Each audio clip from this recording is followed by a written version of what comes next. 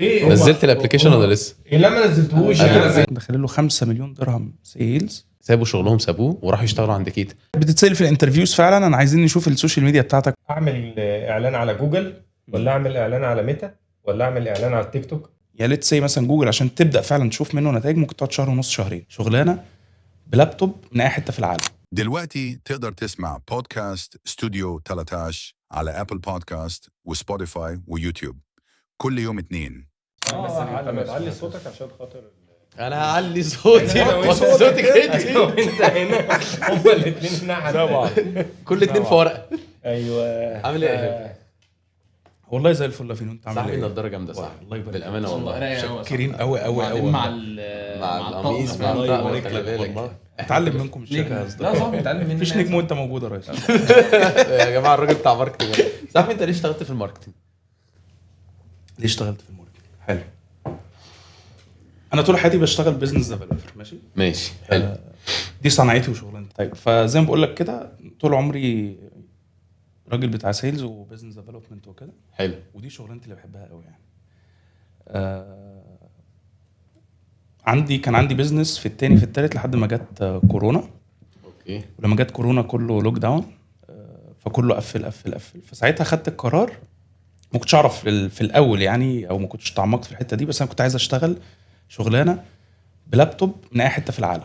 يا ولا بس على اليخت بقى وكده. لا بس مش شرط يا اخت.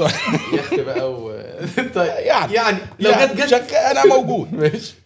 فعايز اشتغل حرفه او صنعه بلابتوب من اي حته في الدنيا تدخلي فلوس وفلوس كويس. حلو.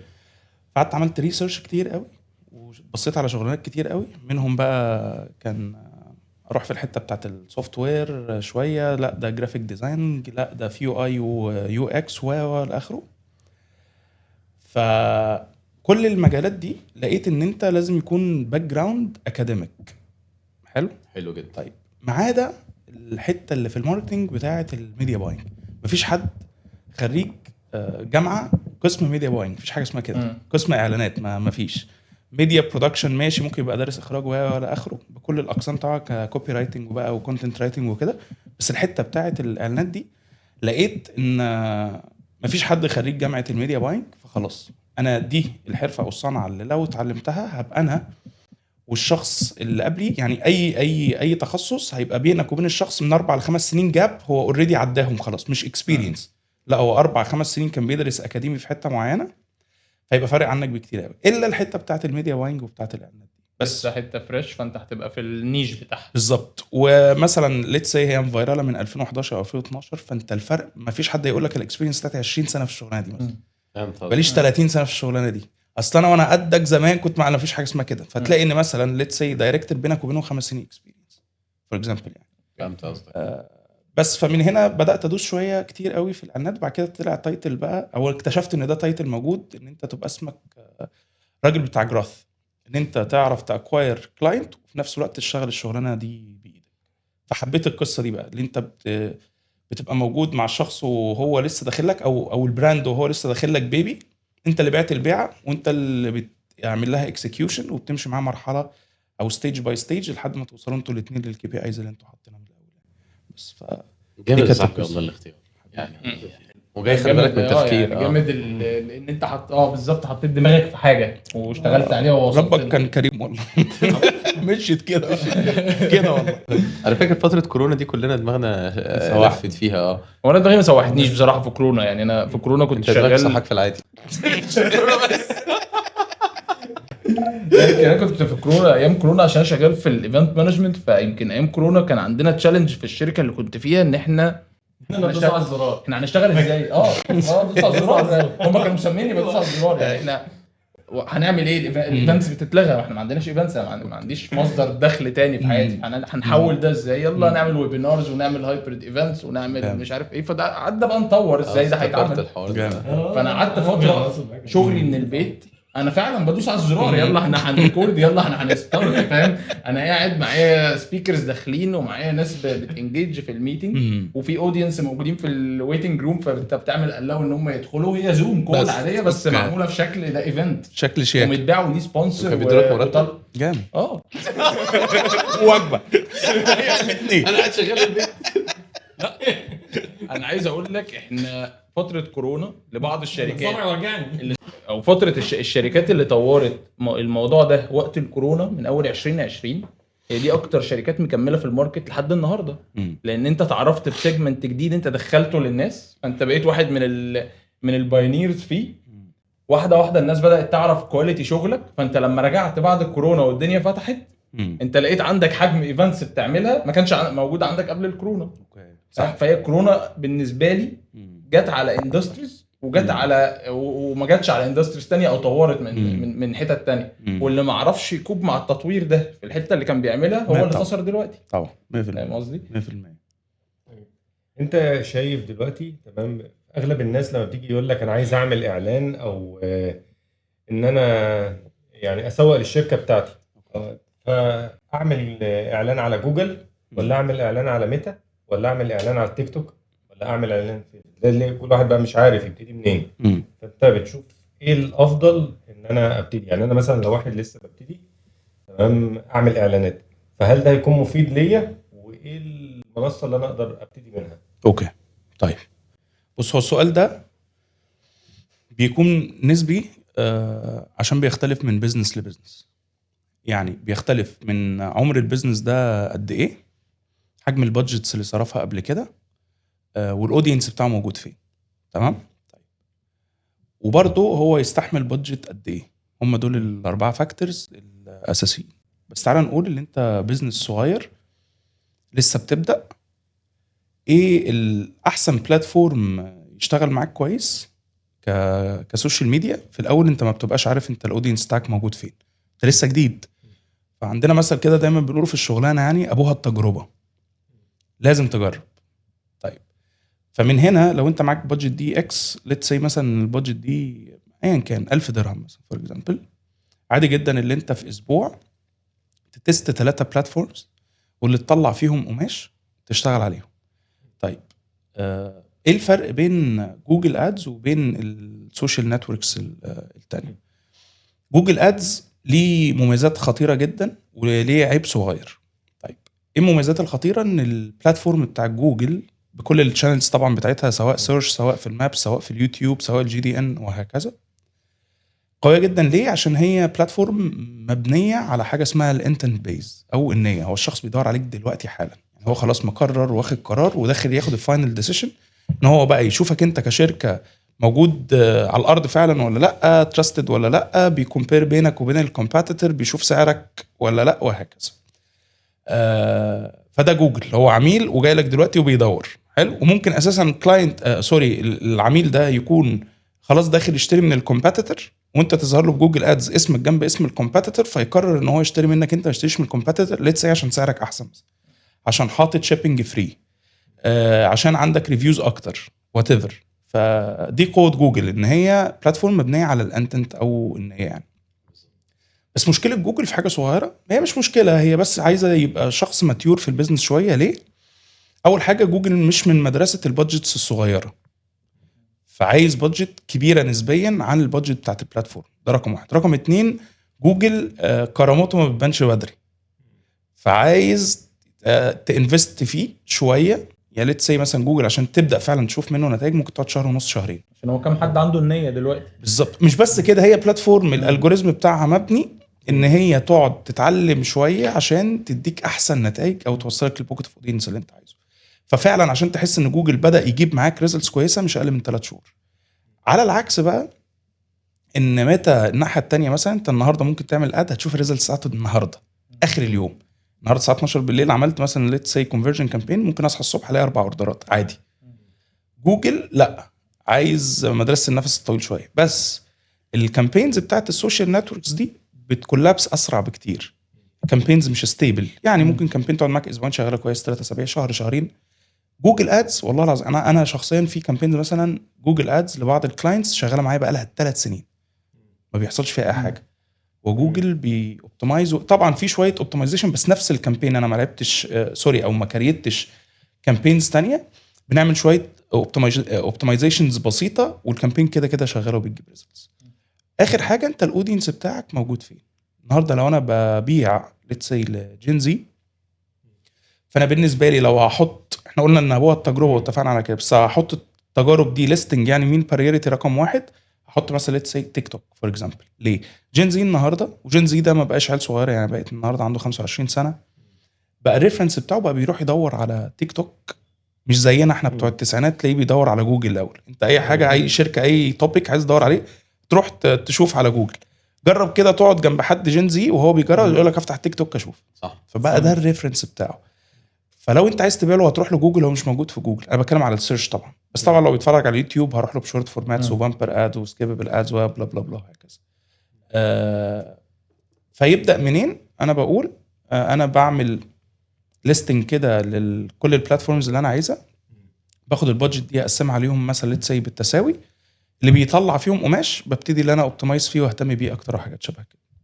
خلاص حلو قوي. يعني انا عجبني الحته اللي انت لخصت فيها، قلت ان اول حاجه انت على حسب البيزنس بتاعك تقريبا، وبعدين بتروح الحلو في جوجل ان هو مبني على النيه، ان الزبون او الكلاينت بتاعك اللي على جوجل ده ورايح ياخد قرار. عكس الحاجات التانية هو ممكن يكون الكاستمر اصلا مش في حاله الشراء. المطعم بسوق له على جوجل ادز ولا هسوق له على السوشيال نتوركس، بس هي هتفرق معايا في هو كم واحد عنده النية ان هو جعان دلوقتي فبيدور على اكل بنوعية اللي المطعم بيقدمه دلوقتي. صح. ممكن يبقوا قليلين. ليه؟ لان انا عندي دلوقتي مثلا طلبات، عندي ابلكيشنز يعني بتاعت الفود ديليفري كتير، انا الاوبشنز فيها او السيرش فيها بقى اسهل من ان انا هدخل اكتب على جوجل انا عايز مثلا اكل هندي. لا، انا هدخل هدور كاتيجوري الهندي ايه في الديستريكت بتاعتي او في المنطقه اللي انا ساكن فيها وهيبقى اسهل لي. فهنا انا بحس ان في حته المطاعم مثلا لا، هو السوشيال نتورك افيد لي.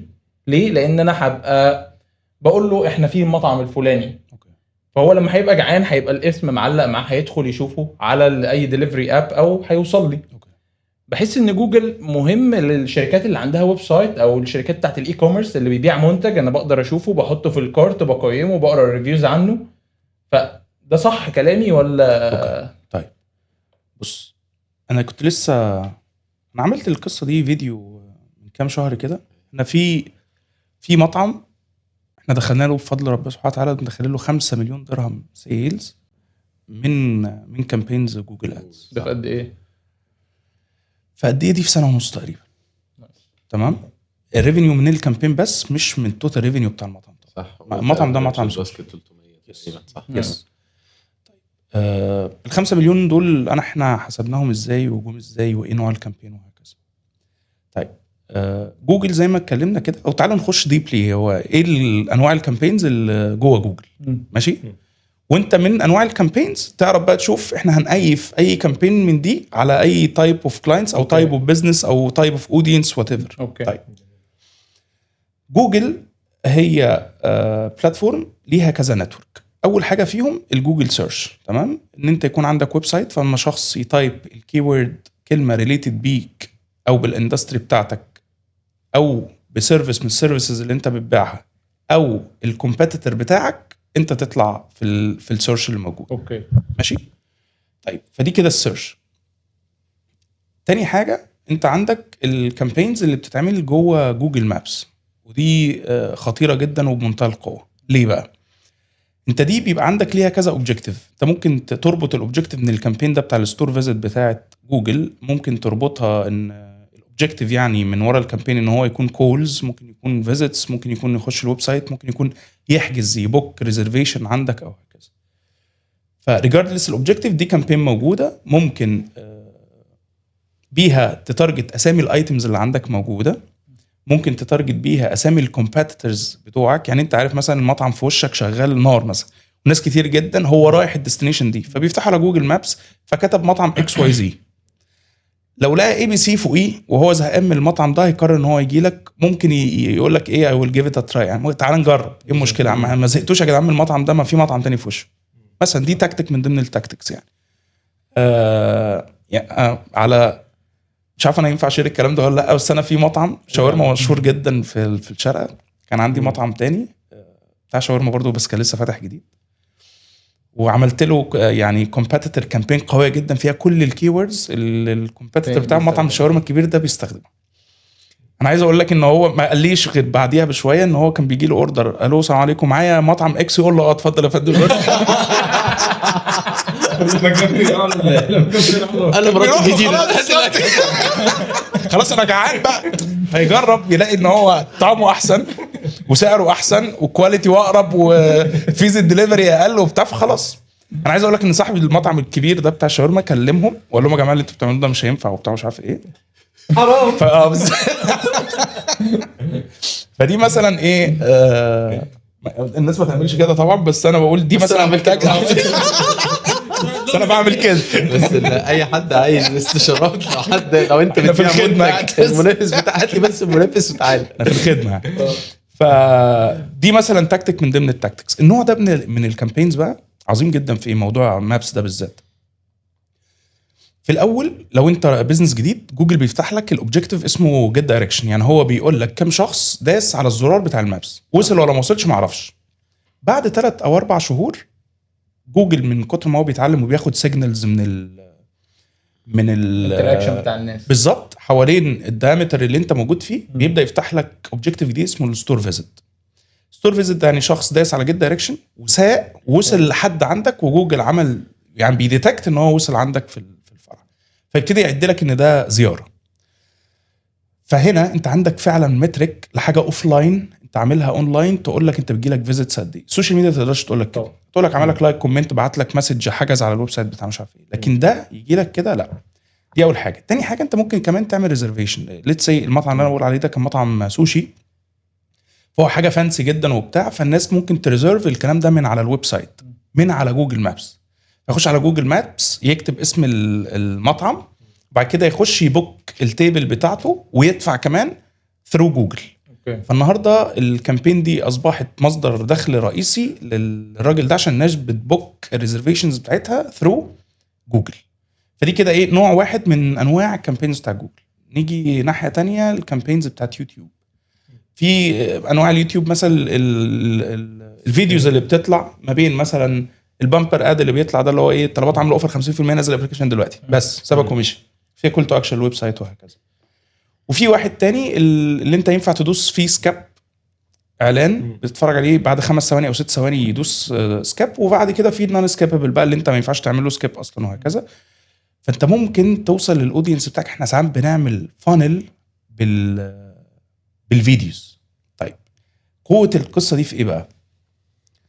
لو انت مثلا بتعمل عندك براند زيت مثلا، زيت ده اسمه زيت اكس، اوكي طيب، وانت داخل على العيد والناس كلها رايحه تعمل فته مثلا، ممكن تختار مين التوب 5 فيديوز للشيفات اللي موجودين بيستخدموا زيوت في الريسبي دي، وتطلع الادز بتاعتك بفانل حوالين الفيديو. يعني الفيديو ده الريسبي دي مثلا 40 دقيقه، ممكن تطلع عليها 5 فيديوهات من نفس البرودكت بتاعك على نفس الفيديو اللي الشخص ده انت كده كده عارف ان هو متشاف. اوكي. فانت خلاص دخلته في فانل. مره احنا زيت، والتاني واحد ده هو زيت منقى، ورقم 3 ده في ناس كتير قوي بتستخدمه، رقم 4 ده في انفلونسر استخدمه وبسط، رقم 5 ما تشتري دلوقتي ده احنا عاملين اوفر بمناسبه رمضان او بمناسبه العيد.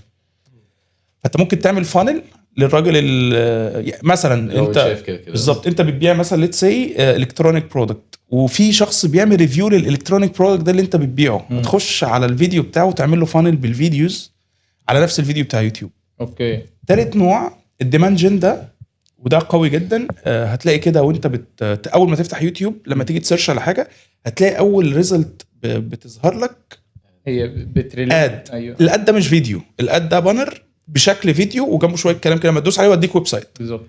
فدي قويه جدا. ليه؟ هو الراجل ده انت برضه بيز هو عارف وداخل بيسيرش على اليوتيوب عشان يسمع ريفيوهات ولاقيك في وشه وهكذا. فده نوع مثلا برضو من جوجل. وفي طبعا الجي دي انز اللي احنا عارفينها، الجوجل ديسبلاي نتورك، ان جوجل بتعمل شراكات مع شويه ويب سايتس بتشتري من عندهم مساحات اعلانيه تظهر فيها الويب سايت بتاعك. فانت راجل مثلا ليتس سي بتبيع حاجه لاكشري قوي وهكذا، في ناس بتقرا فوربس وانت عايز الناس اللي بتقرا فوربس دي تشوفك فور اكزامبل، فممكن عادي جدا تطلع في الويب سايت هناك في شويه في الكولوم اللي على جنب ده بالظبط كده، يبقى هو لسه بيسيرش عليك وتظهر له هناك فيقول لك لا ده ظهر لي كمان في الويب سايت فيخش يشتري وهكذا. بس فكل اللي احنا بنتكلم فيها دي هي مجموعه من التاتش بوينتس اللي اي كلاينت بياخدها عشان يشتري. الانسايتس بتقول ان الشخص عشان يشتري منك انت لازم يشوفك من 7 مرات ل 12 مره. تمام، ده الرينج. كل دول يعني يشوفك يعني عمل تاتش بوينت. تاتش بوينت دي بنوع اعلان، النوع ده ايا كان بقى البليسمنت اللي انت اخترتها ريجاردلس النتورك، ايا كان النتورك هو شافك في عدد المراحل دي بمسجز معينه بترد على الاسئله اللي عنده عشان ياخد قرار ان هو يشتري. ماشي، انا هقول لك حاجه. بص، بالنسبه لحته الاعلانات بتاع جوجل، هل كده احنا خلصناه؟ لان انا عجبني قوي الجزء بتاع الكامبينز اللي على جوجل مابس. تمام. كنت عايز اسالك سؤال تاني. انا مقتنع جدا ان حته السوشيال ميديا زي ما بتقول، الزبون عشان ياخد القرار لازم على الاقل يشوفك 7 مرات. فدي عشان كده السؤال بتاعك ان هو لا، ممكن تكون اتراكتيف اكتر على السوشيال ميديا، ده مش بالضروره، لان التاني اللي على جوجل ده بياخد القرار على طول. طيب بالنسبه لجوجل، تمام، انت دلوقتي انا مقتنع انه على حسب البيزنس بتاعك مثلا بيكون الاعلان. تمام. لو انا مثلا ببيع برودكت معين، فالبرودكت ده انا بحطه على المابس. قبل ما نروح للحته، في اعلان، في طريقه اعلانات تانية ممكن اعملها على جوجل مابس، ولا هي دي بس الطريقه؟ يعني انت قلت في جوجل مابس بنحط عليه الطريقه دي، ان انت ممكن تاخد كيوردز، او ان انت ممكن يجيب لك الستور فيزيت وكذا. بعدين رحنا اليوتيوب، في حاجات تانية ممكن نعملها على جوجل، ولا كده لا كده على جوجل خلاص؟ مابس نفسه او جوجل اللي هو السيرش الكيوردز، في حاجات تانية احنا ما غطيناهاش في جوجل، ولا كده جوجل تمام؟ احنا قلنا جوجل اول حاجه سيرش، مظبوط. خلاص، كلمات، وعندك ويب سايت وحاجات شبه كده، ودي تمام. اوبجكتيف بقى ممكن يخش الويب سايت، ممكن يمشي يملى فورم عشان سيلز وحاجات شبه كده، ممكن يعمل كول اصلا يكلم البيزنس على طول او يكلم المطعم. تاني حاجه قلنا الجوجل مابس. تالت حاجه قلنا اعلانات على اليوتيوب. صح. وبعديها هو كمساحات على Yes. الاعلانيه. في بعديها طبعا من اقواهم كلهم الشوبينج ادز. شفت لما يظهر لك كاردز كده، تكتب انا عايز تي شيرت بالظبط. مش عارف دي ايه، بمنتهى هيطلع لي القوه. موجود في كل ويب سايت فين او Yes. موجود Yes. دي بيعمل إيه. بمنتهى القوه، قويه لابعد مما تتخيل موضوع الكاردز ده او الشوبينج كامبينز. انا بشتري كده كلنا يعني بنشتري كده. انا دي الطريقه المفضله عندي في الشراء Yes. دلوقتي.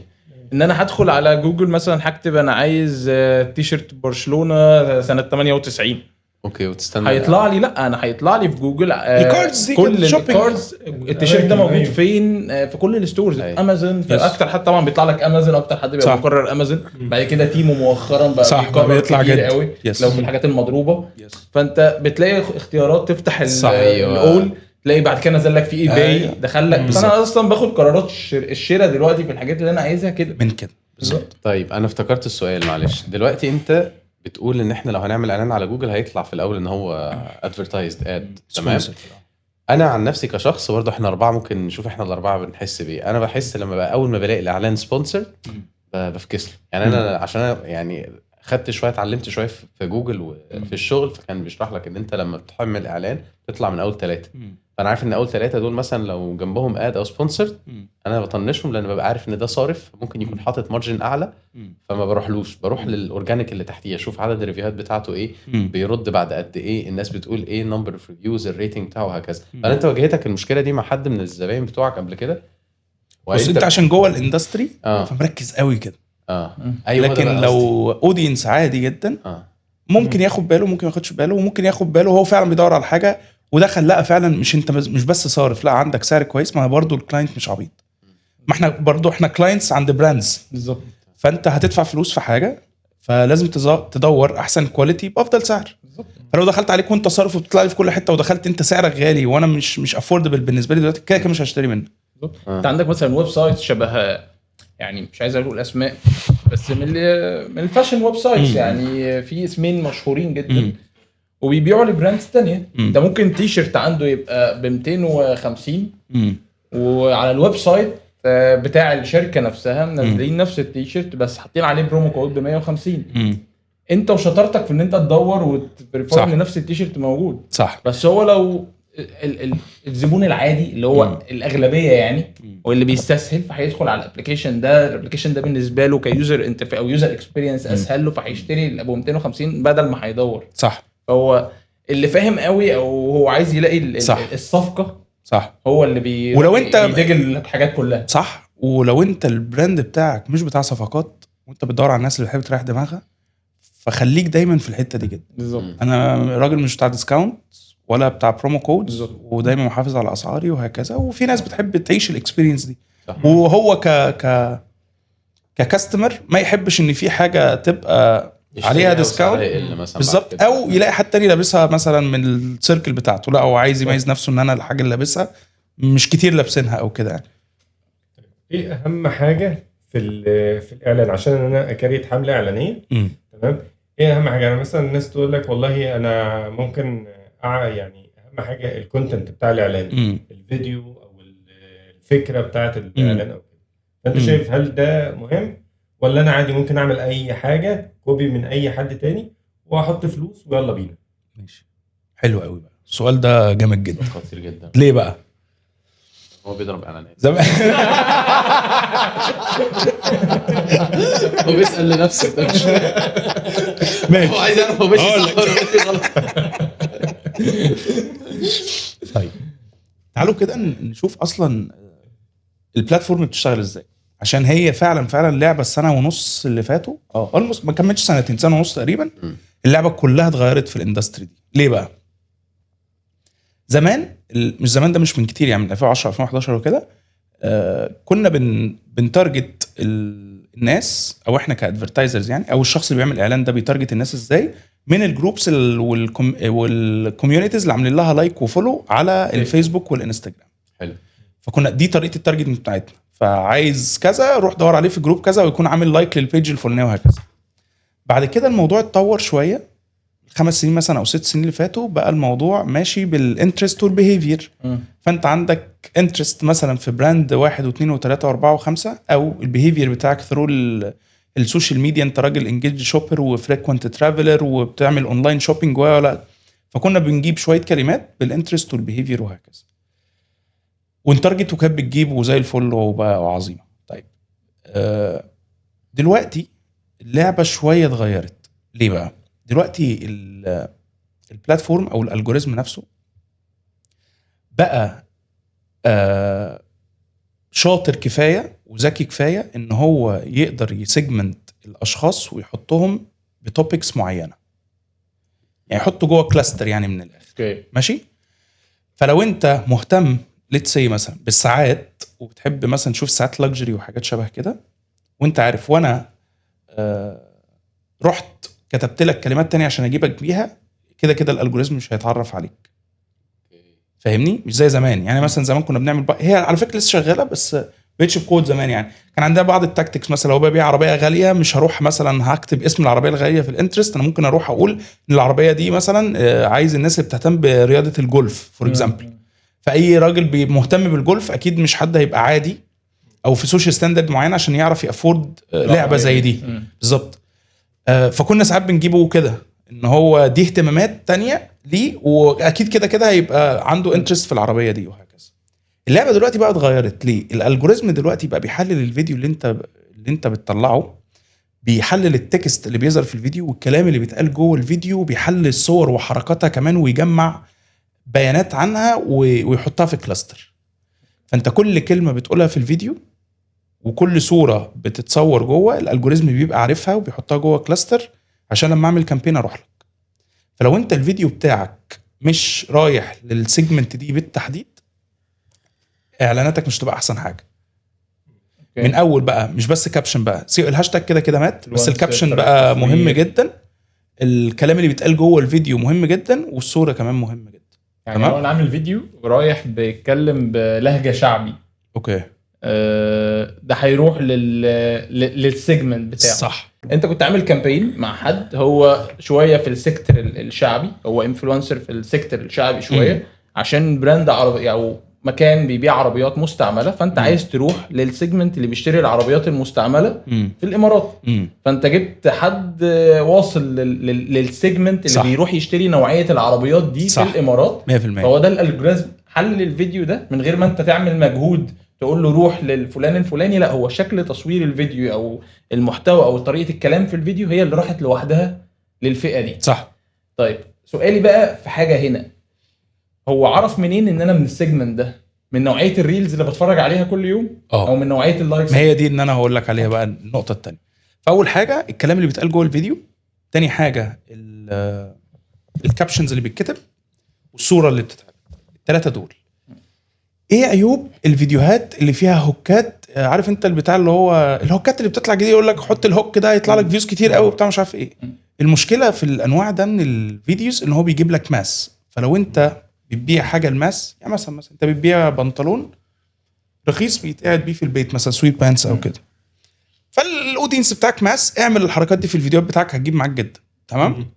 بس ما تبقاش انت راجل مثلا بتبيع برودكتس لسيجمنت معينه وتحط هوكات شبه دي في الفيديو بتاعتك. ليه؟ كل الناس تتفرج عليها فالالجوريزم هيتوه، فمش هتعرف توصل للاودينس المظبوط تمام. طيب فمثلا كنا بنضرب مثل، لو انت بدات الفيديو بتاعك مثلا خلينا نقول في الاندستري بتاعتنا مثلا، اقول انا عارف مثلا فور اكزامبل زهقت من موضوع ان انت الرؤس اللي انت بتجيبه اخره 3 في الفيديو ده اقول لك 5 حاجات تعالي بيه من الرؤس بتاعك. لو انا مش في الاندستري ومش فاهم يعني ايه رؤس، انا كده كده هسكيب الفيديو. هو ده اللي انا عايزه. ايه ده يعني انت مش عايز الفيديو بتاعك يجيب فيوز؟ لا مش عايزه يجيب فيوز غير للتارجت سيجمنت بتاعي بالظبط، حتى لو هو نيش بالظبط تمام. فانا هنا انا بتارجت مين؟ لا اما انت بزنس اونر او براند مانجر فعلا عندك، او ميديا باير، انتوا الثلاثه من السيجمنت بتاعي عندكم مشكله في موضوع الرؤس ده. فلو بدات الفيديو بتاعك بكلمه مش بس الاودينس بتاعك بس هو اللي يفهمها، انا اضمن لك نتائج الاعلانات بتاعتك هتروح في حته تانية خالص. تمام. طيب الالجوريزم بيعمل كده ازاي بقى؟ زي ما انت كنت بتقول من شويه، بيشوفك ايه الفيديوز اللي انت بتتفرج لاخرها 100% ريتنشن بتاعك 100% عليها، اللايكس السيفز، ويبدا يحطك في كلاستر. فانا اقول شويه كي ووردز من اللي زياد بيحب يسمعها في الفيديوهات في الفيديو بتاعي، فكده حصل ايه؟ حصل ماتشنج ما بين الاثنين تمام. فالدنيا تمشي احسن، فيبتدي الالجوريزم تريسيف سيجنالز وتبعتها للاعلانات. يعني انت كل مره فيها الفيد بتاعك بيتغير صح. يعني انت لو واحد صاحبي مثلا بعت لي ريلز من اللي كلنا بنبعتها لبعض فانا عندي الدنيا بتتغير. ما ترميش على صاحبك، شوف السيرش تاب بتاعك عامل أيوة ازاي وانت تعرف. السيرش تاب بتاعي كله من صحابك بيختلف منك انت. ماليش دعوه. انا زي صحابي، انا زيهم. ما هو بيقول لك هو لسه لو انت بتشوف الفيديو للاخر تقف توقف في نص الفيديو وتكبر وتصغر، انت مش كده. انا الجزء يقول لك هو ده مصطفى حسني للاخر اكيد. مصطفى حسني بيتصغر الصوره ايه انا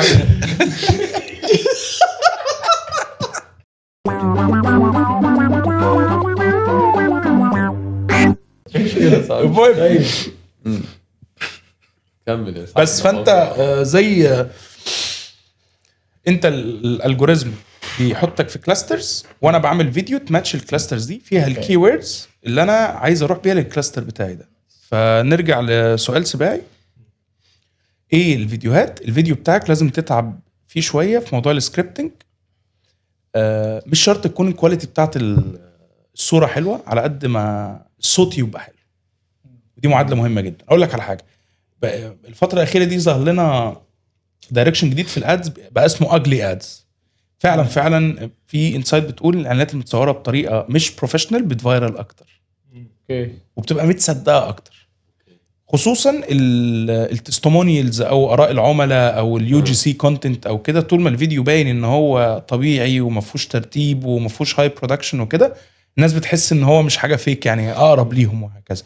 بس حتى دي لازم تهندسها برضو وتقول الكلام اللي فيه. يعني على ذكر الانفلونسر اللي انت ذكرته قلته من شويه، كان نفس الكلام، هو انفلونسر بيتكلم بطريقه شعبيه. احنا حطينا لو جيت بصيت على الفيديوز اللي احنا عملناها تلاقيه بيقول الكي ووردز اللي احنا عايزين نتارجتها لكل اصحاب معارض العربيات في مصر اللي عايز يميز معرضه. هجيب لك عربيه مش موجوده عندك ب5% داون بيمنت هتوصلك لحد مصر. كل دي كي ووردز قعدنا كتبناها وذاكرناها. دي الكي ووردز اللي صاحب معرض العربيات بيسيرش بيها وعايز يستورد عربيات بالامارات بيها، من الامارات بيها بالظبط تمام، اللي عايز يستورد بيها عربيات من الامارات. فقعدنا وذاكرناها وكتبناها وطلعت بالشكل ده، والحمد لله رب العالمين الكامبين كسرت الدنيا. فهو ده، تقعد تذاكر تكتب كونتنت يماتش الاودينس اللي انت بتبيعه. واللي بيجي من هنا برضه يا سباعي قصه ان انت تذاكر الماركت بتاعك فيه ايوه دي حلوه قوي. يعني انا قبل ما بخش اي اندستري حتى لو ما اشتغلتهاش قبل كده بخش اتفرج وخد وقتك كتير قوي في الفرجه. يعني انا عادي ممكن اقعد اسبوع كامل. هم دلوقتي سموها اللي انا بعمل ماركت ريسيرش، بس هو الموضوع مش بالضخامه دي. هو عادي انا قاعد بتفرج الكومبيتيتورز في الماركت بيعملوا ايه واخش كل حاجه. يعني في كلنا عارفين او تعال نقولها، يعني موضوع الاد لايبراري.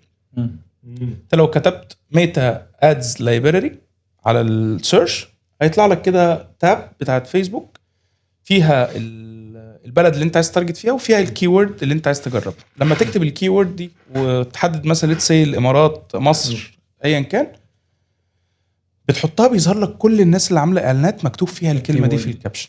طب لو انا عايز اظهر براند معين برضو بخش اكتب الكلمه دي في الادز لايبراري واشوف كل الاعلانات ان البراند الفلاني ده بيرنها. فانا لما باجي اقعد مع بزنس اونر كده، السلام عليكم، بقول لحضرتك ايه هو مين الكومبيتيتورز بتوعك؟ فلان فلان فلان. طيب مين اكتر واحد فيهم عارف ان هو بيبيع؟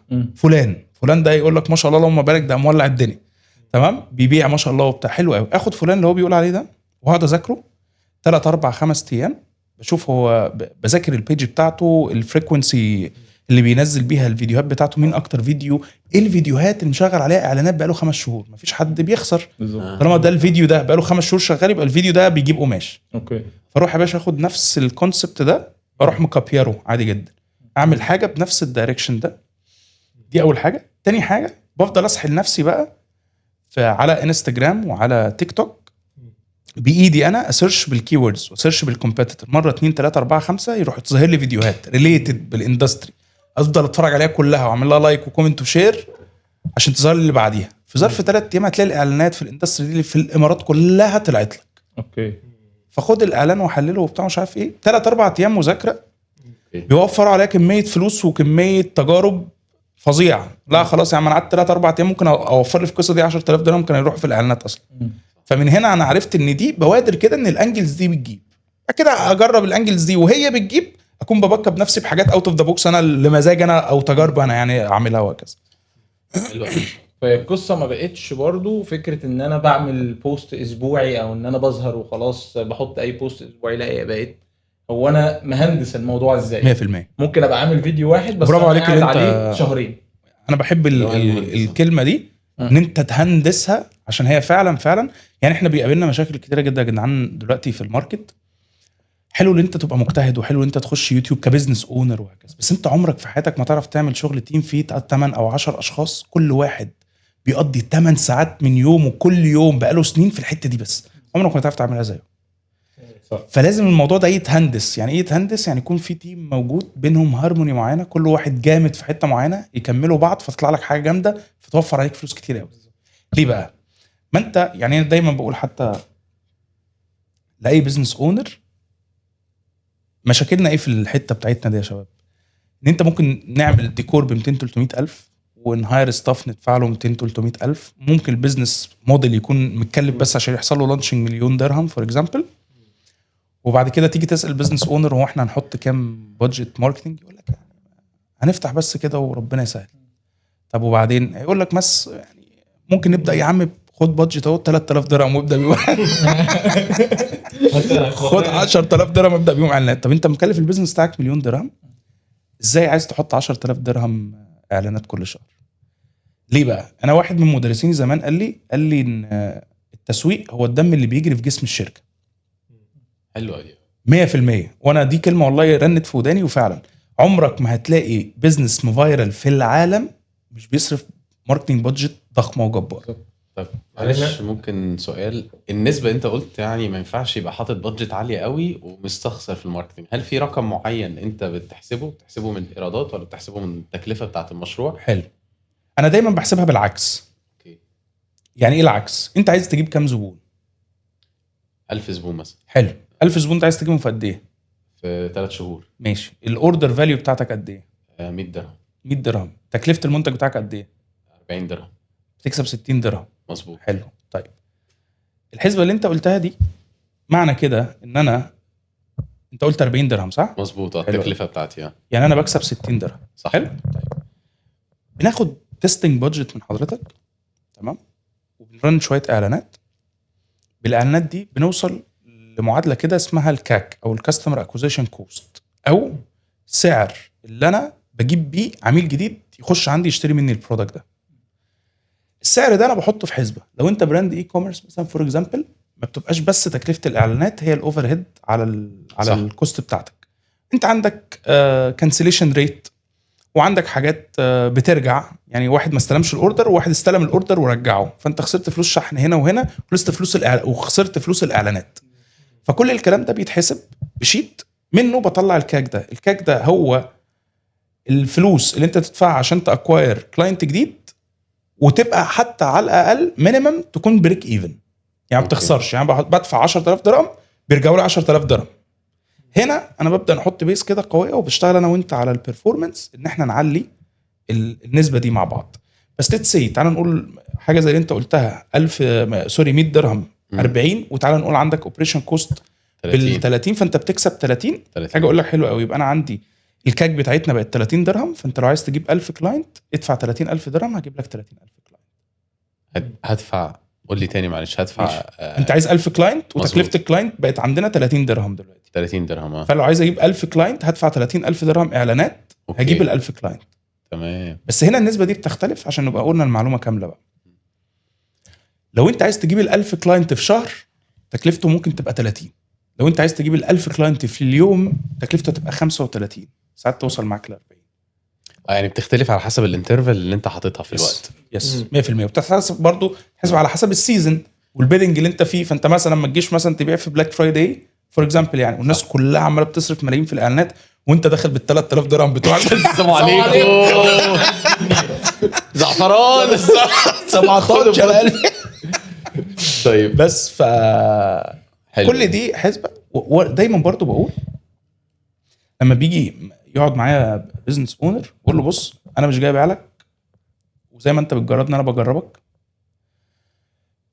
فانت انا وانت عايزين نعمل سكسس ستوري للبراند ده. انت عايز تكسب وانا عايز اعمل قصه نجاح من البراند الفلاني عشان ده اسمي وسمعتي وشغلي وحاجات شبه كده. فهي وين وين سيتويشن.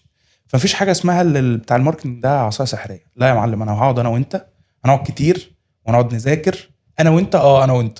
طب انا مش فاضي للكلام ده. حلو جدا، عيني براند مانجر او ماركتنج مانجر عندك يبقى ان هاوس، عشان الراجل ده يجي يقعد معايا مره كل اسبوع. مش لازم يجي لي فيزيكال، ممكن زوم ميتنج، بس لازم نفضل نذاكر انا وهو كتير قوي، واخش في يعني خلينا اقولها بالمصري، خش في مصارين البيزنس بتاعك وافككها عشان ابقى فاهمه زيك بالظبط، عشان اعرف انا وانت ندرايف ريزلتس.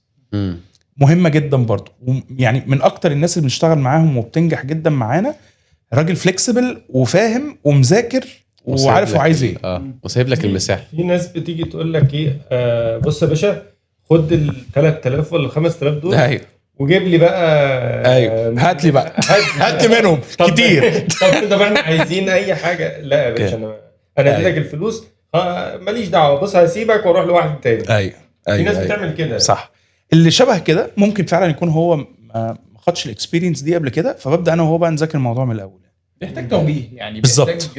بالظبط. وانت معلش انت اكيد فاضي 4 ساعات في الشهر تفضلهم للبيزنس بتاعك، وانت مش قاعد معايا انا وانت هنشرب قهوه ونتكلم كل حاجه، بس 4 ساعات في البيزنس بتاعك هيفرقوا جدا في البيزنس يعني، وفي ارقامك وفي حياتك وان انت تسكيل بعد كده وتجيب ريفينيوز اكتر وحاجات شبه كده.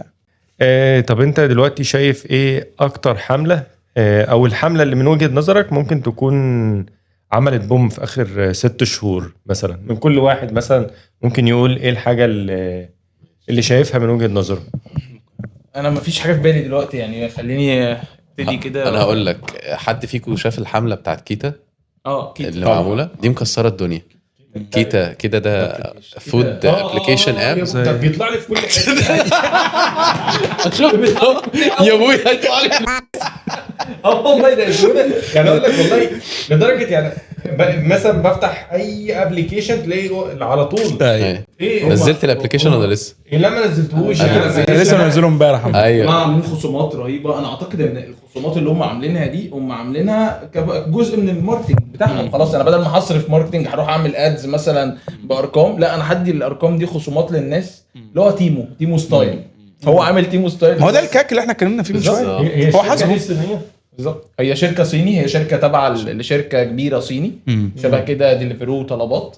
هي في شركه انا مش فاكر اسمها دلوقتي، هي في الشركه الام صيني، وده كيتا ده الفرع منها ابتدى في السعوديه ودلوقتي موجودين في الامارات يعني. انا هقول لك وجهه نظري. انا شفت حمله كيتا دي ليه مكسره الدنيا. لان كيتا هو دخل عمل قلبان في الماركت، مش بس للزباين، هو دخل عمل قلبان في كل حاجه. دخل عمل للسواقين الرايدرز، دخل عمل لاصحاب المطاعم، دخل عمل للزباين. يعني انت عارف كيتا اول ما تنزل ابلكيشن بيدي لك تقريبا على اول اوردر خصم 50% وعامل لك فري دليفري. فانت بتطلب نفس الاوردر هو من طلبات، هتلاقي ان انت موفر مثلا 20-30 درهم. تطلب من نون نفس الكلام. الحاجه التانية اللي انا شفتها بقى، يمكن عشان المستوى ده انا داخل في البيزنس شويه، شفت ان سواقين كتير سابوا شغلهم في شركات تانية كبيره، سابوه وراحوا يشتغلوا عند كيتا، لان حاطط السالري عالي وحاطط كوميشن ريت عاليه جدا. فهو مبهدل الدنيا، يعني مكسر الدنيا، سواء عند السواقين، عند زباين، عند مطاعم. الدفعات بتاعته احسن من اي حد تاني. بيدفع لك على الوقت، ما بيأخركش، ما بيخصملكش. فالحاجات دي كلها اللي عمل. فانا بالنسبه لي مثلا انا اشوف ان حمله كيتا كانت من الحملات الناجحه قوي اللي انا فاكرها. بالظبط. وبقوا ظاهرين في الشارع. يعني انت دلوقتي خلاص بقيت هتقف قدام اي مطعم او اي كافيه هتلاقي لازم واحد من كيتا، لازم درايفر من بتوع كيتا واقف مستني الاوردر بتاعه. واللي احنا بنقوله ده احنا بنسميه يعني ال 360 ماركتنج، ان هو يعمل لك كذا. كنا من شويه بنتكلم عن تاتش بوينتس، فانت دلوقتي عملت كام تاتش بوينت؟ انت مره شفته رايدر، ومره شفته بيل بورد، ومره طلع لك على البلاتفورمز وهكذا. شفته كذا. فهو لف حواليك لفه كامله، عمل لك كذا تاتش بوينت. فهو لسه سائل فينه سؤال دلوقتي ان كام واحد نزل ابلكيشن، فانا فعلا لسه منزل ابلكيشن امبارح وهكذا. بس اسبوع برضه بالظبط. سباع النهارده اول ما يخلص وشافنا كده بنتكلم، وارد اول ما يشوف اعلان يكونفرت على طول. اول ما فاهم هو 50% خلاص دي عشوائيه وغدويه كل حاجه. هو يجمع الاوردر بتاع 3 ايام ويكتب هو صفقه يا ابويا. وبرضه ال 50% اللي هو عاملها دي هو حاسبها كاك. بالظبط. الكاك دي بقى في اللونشنج بتاع الابلكيشنز بيحسب معاه حاجه تانية، موضوع ال LTV او اللايف تايم فاليو.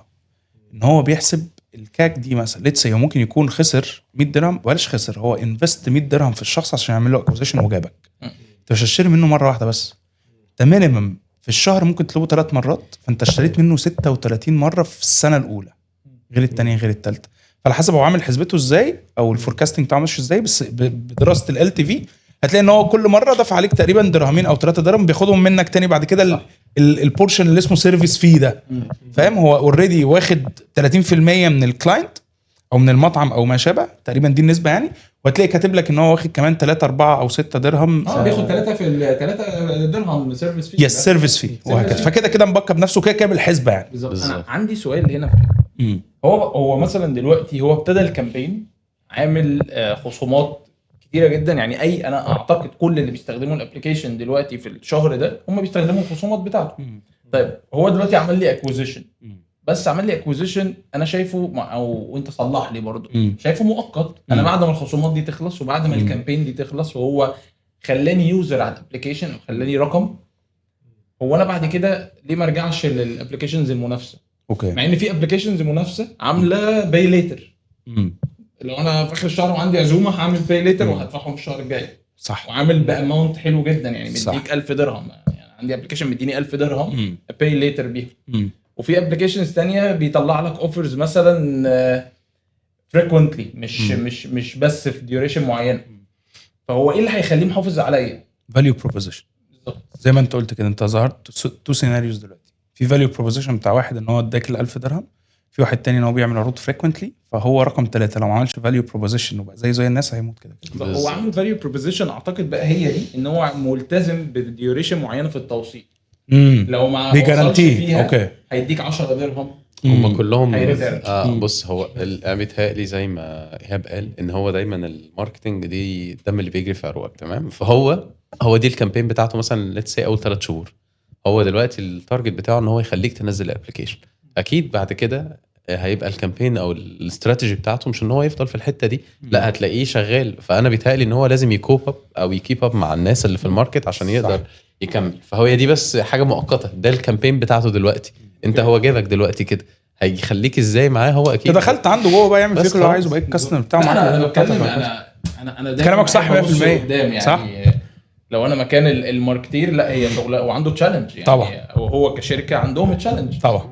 هم تقال الكفايه بيتهيألي ان هم اسمين. بس مثلا انا شايف البتاع ده نفس الحوار ده تمام حصل مع تيمو اول لما طلع، وتحصل مع يانجو بلاي اول لما طلع برضو. فانا على ما اظن ممكن معظم الشركات بقت تعمل نفس الحوار ده. فهل احنا شايفين اللي هو جو الترند ده؟ الترند مثلا كل شركه بتطلع تعمل بوم وبعد كده ايه تكمل بقى ايه مع نفسها. فهل الترند ده تمام بعد فتره خلاص بقى شبه الانفلونسر لما طلعوا عملوا بوم وبعد كده خلاص ما بقاش الا في 1 2 3؟ وارد فهل الحاجات دي هتكمل ولا ايه؟ وارد 100%. زي ما اقول لك كده، وانت شغلانتنا احنا لسه كنت بتكلم فيها من شويه، مش هقول لك كل شهر، ممكن كل اسبوع يطلع لك ابديت جديد. صح. مين الشاطر؟ اللي بيذاكر. صح. اللي بيذاكر وبيجرب كتير. طب انا عايز اسالك سؤال، الكاستمر بتاع عموما اللي في الامارات تحسه وفي لويال ولا لا؟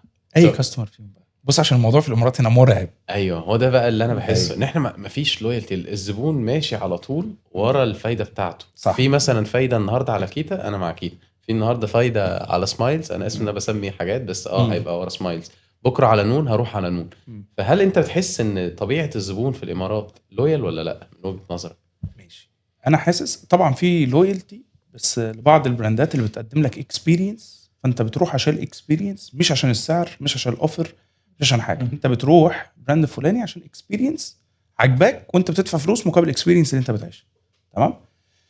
بس عشان هنا اللي تشالنج اصعب شويه ليه؟ انت هنا لو رميت افيه في اعلان 5% بس اللي يضحكوا على الافيه، عشان هو جاي من اي باك جراوند. الافيه اللي اترمى ده باك جراوند بتاعت جنسيه اكس، الجنسيه اكس بس هي اللي هتريليت للافيه اللي اترمى ده. فهنا عشان تعمل مسج قويه تسمع مع كل الناس، الموضوع فعلا بيبقى صعب. مين اللي بيكسب؟ اللي بيقدم اكسبيرينس فعلا تستاهل. ولو بتبيع لكل حد فانت بتبيع لولا حد. بالظبط دي 100%. فانت لازم من الاول تعرف بقى مين اللي انت بتبيع له فعلا، وتوصل له مسجز، وتوصل له اكسبيرينس بالفلوس اللي هو بيدفعها، او تخليه يعيش اكسبيرينس عندك مش موجوده عند اي حد تاني. احنا كام واحد فينا يا جماعه ممكن يفضل مطعم عن مطعم عشان المطعم ده الكواليتي فعلا بتاعت الاكل انت عارف ان هي كويسه، ممكن يكون اغلى بكتير على فكره، ممكن يكون اغلى بضعف. ليه؟ عشان هو بيقدم لك اكسبيرينس كويسه. كام مره تروح تشتري تي شيرت من البراند الفلاني، او شوز من البراند الفلاني، الشوز دي انت ممكن تدفع فيها 5 أضعاف، بس انت عارف ان الشوز دي ممكن تقعد معاك سنه بتاعتها عاليه، ممكن تقعد معاك سنتين ما بتشتكيش. وانا جربت البراند ده 4-5 مرات وما قلش معايا قبل كده، فانا هفضل اروح له ايا كان بقى طلع ابلكيشنز عامله ازاي، بيقدموا اوفرز عاملين ازاي، بس ستيل انا ده بيوصل لي اكسبيرينس معينه، فانا هفضل الكاستمر بتاعه. بس بحس ده في البرودكت اكتر من السيرفيس. الاثنين والله، الاثنين بالعكس. انا بحس السيرفيس اكتر. صح. يعني مثلا ناخد مثال عربيات مثلا، تمام، اللي بيعمل لك الصيانه بتاعت عربيتك، تمام، ده انا بشوفها مثلا مشوار الجراج ده مشوار رخم جدا. صح. انا لو عليا مش عايز اروح الجراج ولا عايز اقعد وقت في الجراج، فانا بالنسبه لي هنقي المكان حتى لو انا بدفع فلوس زياده، هنقي مكان مثلا لان انا اشتغلت في الفرنشايز بتاع تاير بلس قبل كده.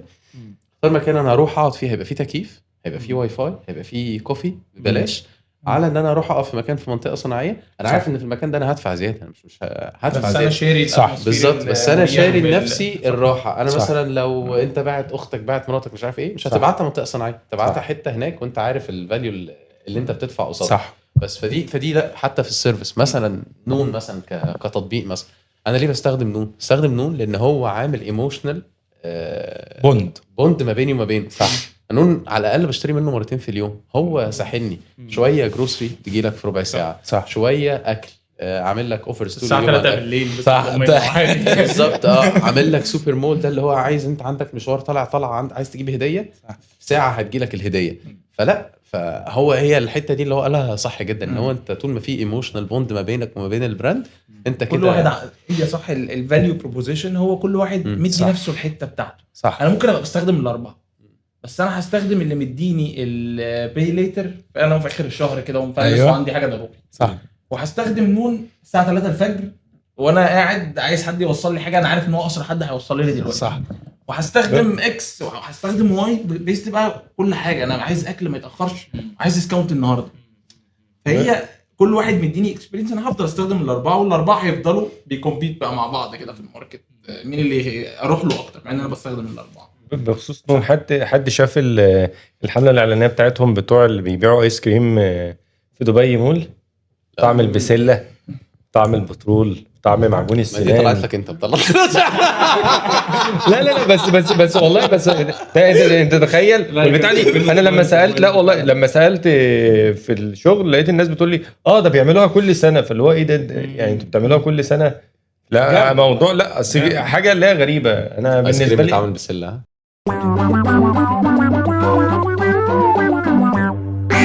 دايما كان عندنا تشالنج في ان احنا نوصل للتارجت اودينس بسهوله. اوكي. اسهل طريقه كانت الاوفلاين. اوفلاين ان انا عندي كوميونتي بالكونتاكت بالداتابيس بتاعتهم بوصل لهم من خلال البولك ايميل، which is امن طريقه ان هو اكيد قاعد على اللابتوب بتاعه فهيشوف ايميله الاوفيشال فهو عارف ده حاجه بزنس ايفنت فهو هيحضره بالطريقه الفلانيه. حلو. دايما لما كنا بنجرب السوشيال ميديا وجوجل ادز هو كان اقل انتراكشن، ما بيوصل لناش الانتراكشن. ليه؟ لان هو انا ممكن ابقى دكتور وعندي اكونت انستجرام بس انا مش معرف حد ان انا دكتور، او الكونتنت اللي انا بتابعه لو احنا بقى بنتكلم على الالجوريثم بيز هو مش بيريليت بالشغل بتاعي. صح. فانا مش هيظهر لي الحاجه اللي انا المفروض اروح. صح. فدي دايما كانت عندنا ديبيت اللي هو يا جماعه السوشيال ميديا مش هي الحته اللي احنا بنماركت عليها. ممكن اروح لينكد ان عشان صح. المسمى الوظيفي بتاعه وانفست اكتر شويه في لينكد ان لانه اغلى 100%. بس هيوصل له لان هو ده البيزنس بروفايل بتاعه. صح. صح كلام. صح. فهو النيش ماركت شويه بحس الماركتنج فيه صعب، او اللي هي الحاجات بقى انا مش ببيع مثلا كان كولا، لا انا ببيع حاجه. بس انت عارف اقول لك على حاجه، ان انا الشغل في النيش بيبقى اسهل من الماس. اوكي. ازاي؟ بعد فتره وشويه لما تهرس بايدك كتير بتعرف الناس بتاعتك دي قاعده فين. انت بتجمع كوميونتي بس انت خلاص ما عندك بالظبط. الناس دي انا عارف يعني الانسايت اللي انت بتقولها على موضوع البالك ايميلز. يعني في ناس مؤخرا بتقول لك الايميلز ما بتشتغلش وبتاع. يا جماعه في ناس بتعمل كيس ستاديز النهارده جباره بس بالايميلز. انا عندي ريكوردز بالايميلز ان انا الريتش بتاعي بالايميلز حاجات زي دي اعلى بكتير. صح. من السوشيال واعلى بكتير من ان انا ابقى بوفر فلوس. صح. وفي ناس بتبني فانلز بالايميلز، ولو اول ميل فتحوا تطلع له الثاني، والثاني برضه لو فتحوا تطلع له الثالث، بس لو ما فتحوش طلع له الايميل رقم 4 and so on. ده رقم 1. رقم 2 فانت الكيسز زي اللي انت بتقولها دي هي الناس بتاعتك قاعده على لينكد ان، فانت ما تروحش طبعا للسوشيال نتوركس، هتروح للينكد ان 100%. تمام.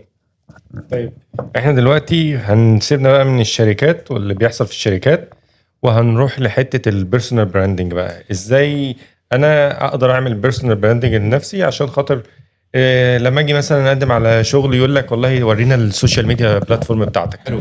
فده سؤال على طول موجود في الانترفيوهات. فانت قول لنا او قول للناس برضو ازاي اي حد تمام يهتم بحته البيرسونال براندنج بتاعه، ازاي يعملها. وانت كل اسئلتك عن نفسك كده ما تسالش حاجه للجماهير. مش عارف ايه ليه. اتفضل يا صاحبي. اتفضل. انا عايز اشير حاجه. كنت من كام يوم كنت بجدد فيزا لدوله عظمى ماشي، وسالوا السؤال ده 4 مرات. عايزين السوشيال ميديا بروفايل لينك بتاعك ماشي، وكذا مره. حلو. فتخيل حتى لو انت رايح بلد معينه عشان الناس دي تترستك او تثق فيك، عايزين يبصوا بصه على السوشيال ميديا بتاعتك. تمام.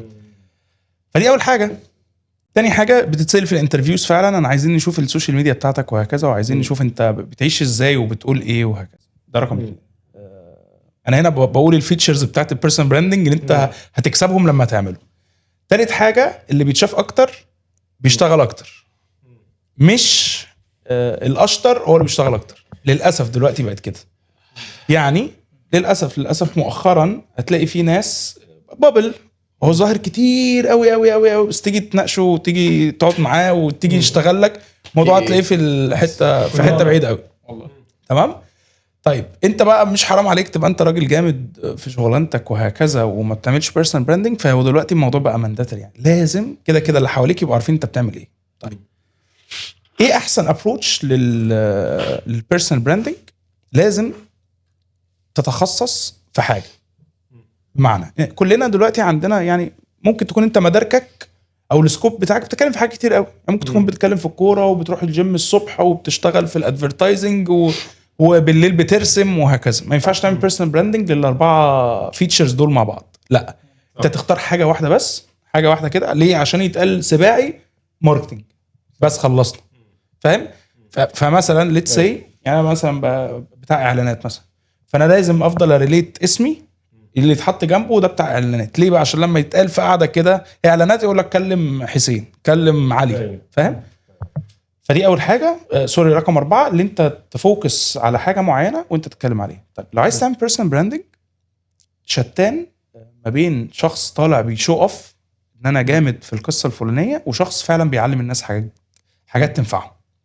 فلو انت تبقى عايز تبقى جامد في البيرسونال براندنج، اول حاجه تدور ايه فعلا اللي ينفع الناس، عشان الناس فعلا بتريليت للشخص اللي بيعلمهم حاجه. فتخيل انا بعلمك يعني بعلم شخص حاجه وبعلمها له، بقول له الزتونه من الاخر، من غير هو ما يتعب ويدور، هتلاقي ان الراجل ده بيعمل لك فولو، بيبقى متابعك، وممكن يعمل لك ريكومنديشن، وممكن تشتغلوا مع بعض في يوم من الايام، وممكن يبعت لك ريفرنسز بعد كده تبص عليها، وممكن يجيب لك شغلانه و لاخره. كل الكلام ده بيحصل لما انت بتركز على البيرسونال براندنج بتاعك، وتبتدي بقى تقسم نفسك. هل انا شخص بحب اتكلم قدام الكاميرا؟ ممكن لا. طب لا، ده مستحيل تتكلم. يعني لو جبناك ودربناك وظبطناك وبتاع وقعدنا معاك وقلت لنا لاين باي لاين قدام الكاميرا وكده، هتقول يقول لك تعالى جرب، ماشي تعالى نعمل لك كده. طب الناحيه التانية انا لا، ماليش دعوه بالظهور ده خالص، وما بحبش اتكلم قدام الكاميرا، وانا شخص كده حلو جدا، اكتب بوستس. ودلوقتي الموضوع بقى بشات جي بي تي، الموضوع بقى سهل جدا. بس خلي شات جي بي تي مش هو اللي يكتب لك البوست، هو يهندم لك او يهندس لك بالظبط. اديله برومبت بالظبط. اللي بتفكر فيه، صح. فيطلع لك حاجه دباجتها متهندسة. مقريه للناس كلها، صح. او الناس كلها فاهمه. صح. وفي ناس بتحب تقرا اكتر ما تتفرج على الفيديوز. يعني انا ممكن اقعد اتسحل مثلا في حاجه طويله قوي، اقعد مثلا 10 دقائق بقراها، الا انا اتفرج على فيديو دقيقتين مثلا. ففي ناس ممكن تعمل كده. فدلوقتي فتره البيرسونال براندنج، لو انت ما بتعملش بيرسونال براندنج فانت فرصك في الحياه قليله جدا يعني. والبلاتفورم اللي بتستخدمه بيزد برضو على الاندستري اللي انت شغال فيها. 100%. انا شغال مثلا في مجال ريليتد قوي نيش زي ما بقول، حتى في ايفنتس، هي ايفنتس نيش او التارجت اودينس بتوعها معينين، مش بابليك ايفنت. فانا اغلب شغلي على لينكد ان، او بحاول اظهر اكتر على لينكد ان. صح. لو حد شغال في ماركتنج او حابب ان هو الانفلونسر بيزد بقى كامبينز والحاجات دي، لا هو حابب يظهر على انستجرام، على تيك توك، على فيسبوك، يعني بيزد على الاندستري. كل البلاتفورمز بتقدم بقى التولز بتاعتها بشكل حلو يعني صح. انا بص، انا والله انا بحس في مصر اغلبيه الناس اللي في الجامعات او كده ما عندهمش حته البيرسونال براندنج دي. ما حدش بيقول لك والله انا لازم يكون عندي لينكدين. يعني ممكن اساسا ما تلاقيش حد عنده لينكدين، ولو عنده تلاقي اساسا ما بيفتحوا كل سنه مره. تمام. حاجه تانية السوشيال ميديا عنده اللي هو انزل بوست مش عارف ايه الجو ده الحاجه دي، بس ان انا بقى اعمل حاجه لنفسي، اعمل هاله حواليني عشان خاطر ان انا اطلع. تمام. ما بلاقيش الحاجه دي موجوده في مصر، على عكس مثلا في الامارات بشوف اللي اغلب الناس بتعمل حته حتى لو مصري وجه هنا تلاقي يبتدي بقى يفهم اللي هو ده في لينكدين، طب ما ادور على شغل هنا اجيب هنا. بس مش عارف ليه في مصر، ليه احنا مع ان عندنا اساسا يعني اقول لك شركات كتير. بس حاسسك بتعمم، بس أكيد. لا والله يعني في وقصده على النسبه. بس النسبه كبيره، النسبه كبيره الحقيقه. اكيد. تمام. فانا ببص لها اللي هي دي حاجه مهمه لاي حد اللي يكون عنده بيرسونال براندنج، المفروض يتعلم من ساعه من الجامعه، اللي هو يبتدي ان هو يعمل الحاجه دي عشان لما يخلص ما يضيعش بقى سنين يحاول اللي هو يبتدي في وقت ما الناس كلها خلاص ابتدت وعدت نص الطريق. صح كده بس. اوكي حلو. نقول ايه اللي عايز يبدا في المجال بتاع الديجيتال ماركتنج وعايز ياخده كشغلانه وبيتفرج علينا دلوقتي وعايز يبتدي منين؟ حلو. لو حد عايز يعمل كارير شيفت بالذات. حلو. في حاجه معلش لان لما كنت في الاول لما كنت بدور ان انا اخش ديجيتال ماركتنج، تمام، ان انا ابتدي، فكنت بحسب بقى اللي هو مجال واحد. فاول لما دخلت اكتشفت اللي فيه لا، ده فيه سوشيال ميديا، في كونتنت كرييشن، في مش عارف ديجيتال ماركتنج، في بيد ادز، في مليون، في انفلونسر، في ايفنتات، ففي حاجات كتير. فانت قول لنا بقى ايه. ماشي. حلو قوي.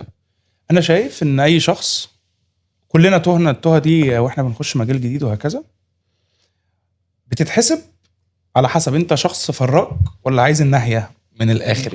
يعني عايز حد يجي يديك الزتونه، ولا انت عايز تبص انت بعينك. انت في الاول انت مش عارف، انت عاجبك المسمى من بره ان انا ابقى شغال في الديجيتال ماركتنج وكده، بس انت مش عارف ايه اللي جواه.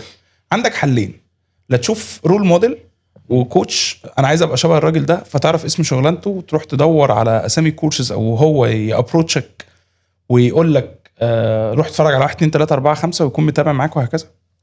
ودي انا حاجه شايفها سهله وبتقتل الطريق يعني. والناحيه التانية فعلا لو انت مش عارف انت هتبقى فت في اي حاجه من دول يعني، فاسهل حاجه اللي انت تاخد كراش كورسز، اللي هو الكورس اللي مدته ساعه ونص او ساعتين، تسمعه وانت رايح في هيدفونز بقى وانت رايح مشوار ولا حاجه. الكلام ده ممكن الرحله دي تاخد معاك اسبوع او 10 ايام، اللي انت كل يوم تحدد ساعتين، انا عايز اسمع بس الناس اللي في المجال ده بتقول كيوردز عامله ازاي، عجبتني هدوس، لقيتها بتريليت ليا هدوس. واللي ساعدني كده هو ده مش اعلان والله، بس هو ده موقع او ويب سايت، اي حاجه انا ببقى عايز اعرف كده قشور عنها بروح له. عارفين ينفع.com؟ ينفع. تبعتولي قبل كده. بالظبط. ويب سايت خطير مصري بتاع اسلام حسين الله يبارك له. ويب سايت دمه لطيف جدا للناس اللي عندها مشكله ان انا كمان مش عايز اخش مجال جديد ومش عارف الكيوردز بتاعته بالانجلش، فمش عارف اتعلم من ناس انجليزي وكده او اجانب يعني. فده منصه موجود عليها شويه كورسز، كل كورس في يعني الديوريشن بتاعته في حاجات ساعه وفي حاجات ساعتين في حاجات 3 ساعات. المهم ان في ال3 ساعات دول بيقول لك المجال ده عامل ازاي. فلو انا شخص عايز اخش ديجيتال ماركتنج زي ما سباي قال، والله ممكن اخش اشوف الكوبي رايتنج كورس، كراش كورس سريع ساعتين، ممكن اشوف كونتنت كرييشن، ممكن اشوف الميديا باينج، ممكن اشوف الجرافيك ديزايننج، ممكن اشوف اليو اي واليو اكس. كل دي هخش اشوف ده ساعتين ساعتين ساعتين ساعتين. انت شايف اي حته من دول هتريليت ليك فين؟ وابدا يا باشا امسكها كده. انا عرفت خلاص ان انا الاعلانات دي اسمها ميديا باينج، حلو. والميديا باينج دي في حاجه اسمها اعلانات الفيسبوك، حلو. اروح واخد الكلمه دي كده واروح رايح على اليوتيوب زي الشاطر، كيفيه عمل اعلان ممول في البيت بدون روت فاهم، بدون معلم بالظبط كده.